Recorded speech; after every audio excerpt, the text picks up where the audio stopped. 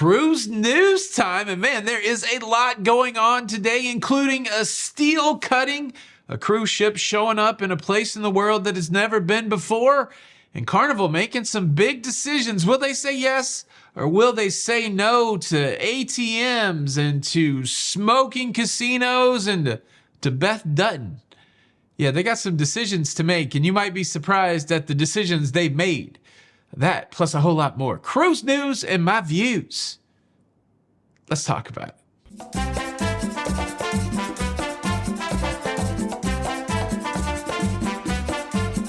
Hey, what's up, everybody? Welcome to Lido, Loca.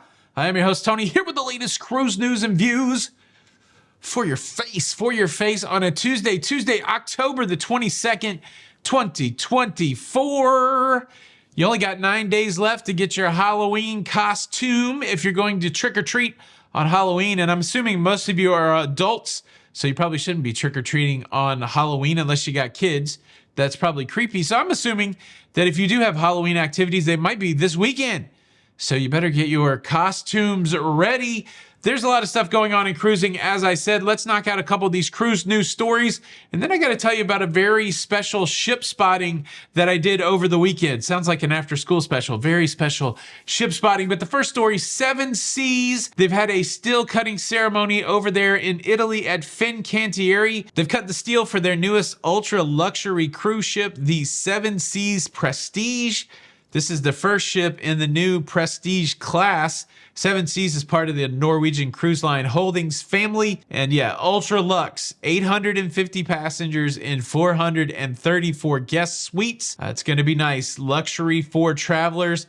It's there at the Magera shipyard. That's the same shipyard where I saw the NCL Aqua and the NCL Luna being constructed just last month. The Seven Seas Prestige is expected to make its arrival in the cruising world in 2026. Now let's talk about a first for Carnival Cruise Line. For the first time ever, a Carnival Cruise Line cruise ship has sailed into port in Manila in the Philippines. Now, do you think that's where Manila folders came from? What's the etymology of Manila? Probably not. Tony from the future here, but probably so. I looked it up as I was doing the editing. And Google says the term Manila folder comes from Manila hemp, a plant native to the Philippines. There you go. You learn something new every day, or at least we try to. Manila folder, definitely connected to Manila in the Philippines. And well, here's the rest of the story. But a big significant thing happening for Carnival Cruise Line. The arrival of the Panorama met with a lot of fanfare. Dignitaries from the Philippines on board. They're having an exchange ceremony. There's a band, port side. A really big deal when a cruise ship goes somewhere for the very first time, and even beyond that, when a cruise line goes somewhere for the very first time. Sometimes cruisers get a knock, like, oh, cruising's not real travel. You're not really immersing yourself in the culture. Well, look, I say to those people, hey, buddy, at least we're trying to get around somewhere, right? Maybe it's not the same as if you're backpacking across the country or something like that. But for a lot of us who don't travel extensively, it's a nice way to get to see a lot of places around the world. And so I say yes with my fellow cruisers out there. Open up more ports in the world for us to visit. I'm very excited about an opportunity possibly to go to the Philippines. In addition to it opening up another spot for tourists to go to, it's a big deal for cruise ships to go to the Philippines because there are so many Filipino crew members. So it's got to be nice if you're on that ship, if you're on the Carnival Panorama and you're a Filipino and you're going to the Philippines, it has to be a great and significant day. Congratulations, Carnival. Congratulations, Panorama. I think other cruise lines probably go to the Philippines, but Carnival is certainly one of the most popular cruise brands in the world. A lot of people love to cruise on Carnival. So excitingly, Carnival cruisers now have an opportunity to possibly go to the Philippines. How about that? That's a pretty cool story. Now let's piggyback on that story of arrival with another story of arrival. The Celebrity Edge has just arrived in Sydney Harbor to kick off its second season of cruising in Australia. It's that time of year as the Alaska season starts to wind down. We see ships repositioning through the Pacific, southernly down to Australia to start cruises in Australia and New Zealand. And it's exciting. It's exciting for our cruising friends in Australia. They will have some more cruise ships to cruise on over the next few months. And it's certainly nice because sometimes the Australian cruise market, they don't get the most modern or the nicest or the newest cruise ships. And so it's nice to see a fairly new modern cruise ship like the Celebrity Edge right there in Sydney Harbor. I was thinking about it the other day. There's very few. I've had some great sailaways, but one of my fondest cruising sailaway memory is cruising out of Sydney Harbor under the Harbor Bridge, past the Opera House. It really is magical. If you ever get a chance to sail from Sydney, take it. Exciting for the folks down there in Sydney that they have the Celebrity Edge to cruise on. Any of my Australian friends out there, are you going to be cruising on Celebrity Edge this season?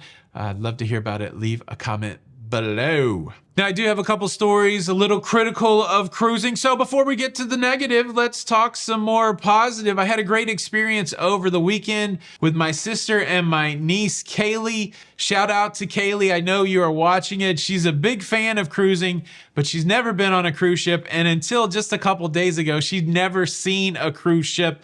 I had the wonderful opportunity to take her over to Port Canaveral to Jetty Park to do some ship spotting. And look, we saw some really fantastic cruise ships. First to pass us there in Jetty Park was Royal Caribbean's Wonder of the Seas, followed by a beautiful cruise ship, the Disney Fantasy, and then the last ship to leave Port Canaveral that day, the MSC Seashore.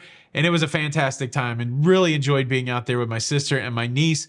The goal is to get them on a cruise next year, but at least we got Kaylee near a cruise ship, so that was super exciting. And I really do love ship spotting. It's one of the best ways, I think, to fight the cruise blues. If you're close enough to a cruise port that you can go see some ships come in or go out, definitely take it. And if you're near Port Canaveral, that Jetty Park is one of the nicest. It cost $15 to get to that spot where I was at, but well worth the $15. And you can also see ships leave from Port Canaveral through the boat dock area. I don't know if they want a lot of people parking at the boat dock, but that's free access right before Jetty Park. Do you remember how you felt the first time you saw a cruise ship? Well, I was able to capture that moment with my niece, Kaylee. Check this out. I'm here in Port Canaveral with my niece, Kaylee, looking at the Wonder of the Seas. What do you think, Kaylee? Are you ready to go on a cruise? Oh, yeah. Is this the coolest thing ever? Yeah. Love you, sister. And love you, Kaylee. Okay, now let's talk about some pushback to cruising. We do have a story coming out from Virginia where people that live along the York River are concerned about the potential of cruise ships coming up the York River. The plan seemingly was hatched by Princess Cruises. There's a lot of rich history up the York River, and they have some ships that can actually navigate that river. Now, we know that cruising has arrived in Virginia, at Norfolk, Virginia, at the mouth of the Chesapeake Bay. Carnival is doing cruises out of there, but Princess said, look, we can take people deeper into Virginia and show some more of the history.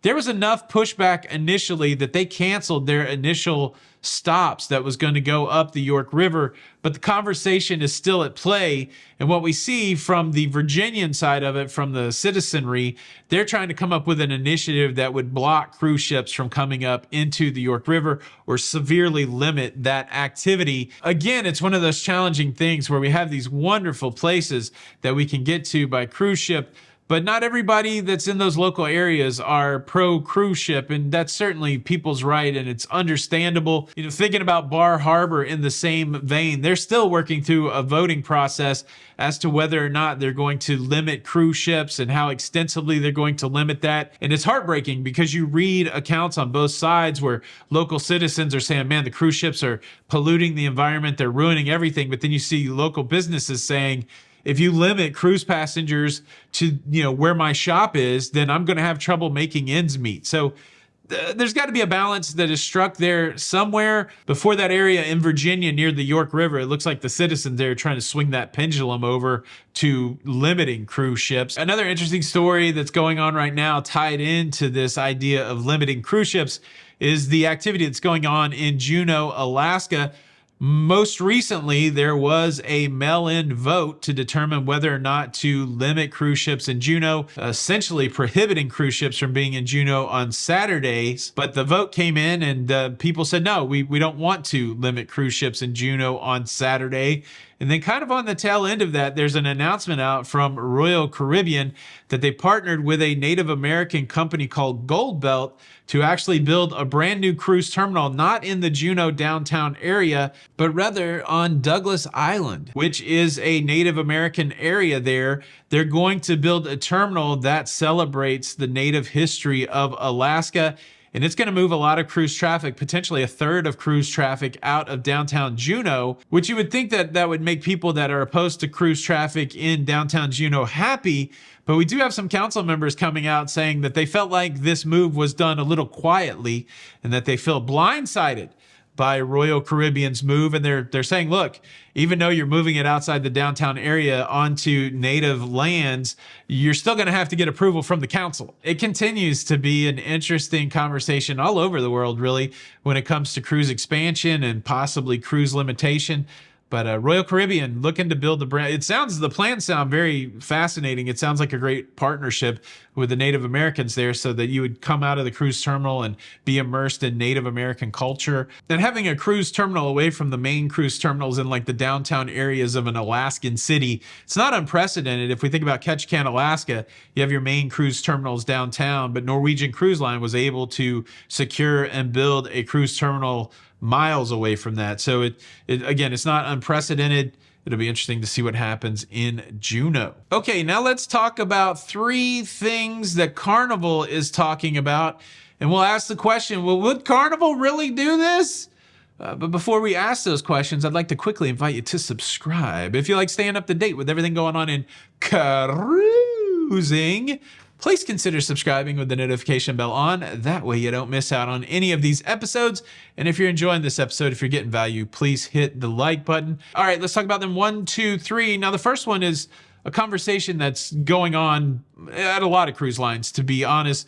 What do you do with the casino and smoking? Do you have a smoking casino and a non-smoking casino, and they're only divided by air? We've seen that. Do you have a smoking casino and a non-smoking casino in a separate place, a smaller non-smoking casino? We've seen that. Do you have a big non-smoking casino and a smaller smoking casino? We've seen that. And the question is being bandied around by Carnival and Royal Caribbean. Which is better? What of those configurations and scenarios are better? What we've seen so far when it comes to the implementations of the casino and smoking on Carnival and Royal is that they do kind of the first 2 things. They have just a big casino, one side smoking, one side is non-smoking. We've also seen them do a big smoking casino and an isolated non-smoking casino. I think right now for Royal, all of the Oasis class cruise ships have their own smaller non-smoking casino. And they've also done that on some of the newer Carnival ships. And they've also taken some of the older Carnival ships and made a smaller non-smoking casino. I'm thinking about my time on the Vista particularly. It was nice. They had the big smoking casino and then they had a smaller non-smoking casino. But there's a lot of feedback coming in, primarily from non-smokers, saying, hey, there's more of us statistically in the world than there are smokers. Why are smokers having the bigger casino? Shouldn't you flip-flop that? Shouldn't you have a big, non-smoking casino and a smaller smoking casino? The interesting thing to me is no matter what these cruise companies decide, there is definitely a correlation between smoking, drinking, and gambling and money. And the cruise lines know very well that smokers and gamblers and drinkers spend a lot of money on cruise ships. I know they've run the math on it. And I think if it was most profitable for casinos to be completely non-smoking, they would be completely non-smoking. I know at one point Carnival made the Carnival Paradise, the whole ship, completely non-smoking. And well, that didn't last. So that must speak to me, or at least in my mind, it speaks to me that there's some correlation between profitability and whether people can smoke or not. What would you do if you were king or queen for a day? And keep in mind, you have to make an accommodation for smokers. How would you configure the casino? I would love to hear your feedback. Leave a comment below. Now, another question that Carnival is fielding at this moment, and this one's pretty fantastical, is whether or not they will show the season finale of America's Show. And I tell you what, there's a character on I didn't even know this was America's Show. There's a character on America's Show that would smoke regardless of where she was at, whether she was in the casino or I'm talking about Beth Dutton. But listen to this message that came into Carnival social media. The season finale of Yellowstone will air on Sunday, November the 10th, 2024. I'll be on the Jubilee. The Carnival Jubilee. That means they're going out of Texas. You don't mess with Texans. I am platinum, almost diamond. That's my loyalty status. I think it is stupid that Carnival does not cater to having this shown for passengers. So now we will have to pay for the internet. I've never paid for the premium internet on a cruise, never had to. Usually buy the social plan for iMessage, family, and work.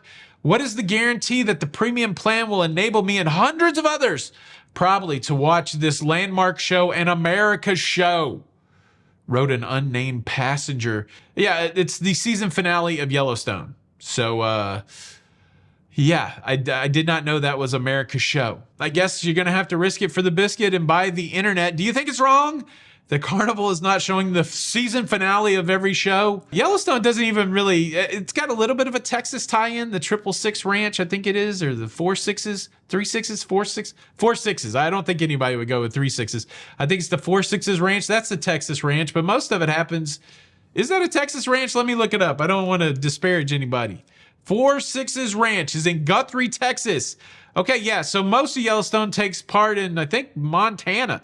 But so why are I don't know. Either way, do you think Carnival should show the season finale of Yellowstone or not? Is it worth getting upset over? And then the final question that Carnival is trying to determine is whether or not to keep their ATMs on board.